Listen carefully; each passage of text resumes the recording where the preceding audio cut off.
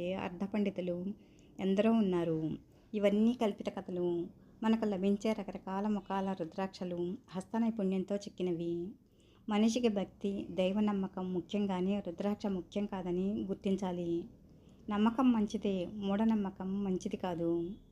రుద్రాక్షలు తెలిసి ధరించిన, తెలియక ధరించిన రుద్రాక్షల మహత్యం అనుభవంలోనికి వస్తుంది.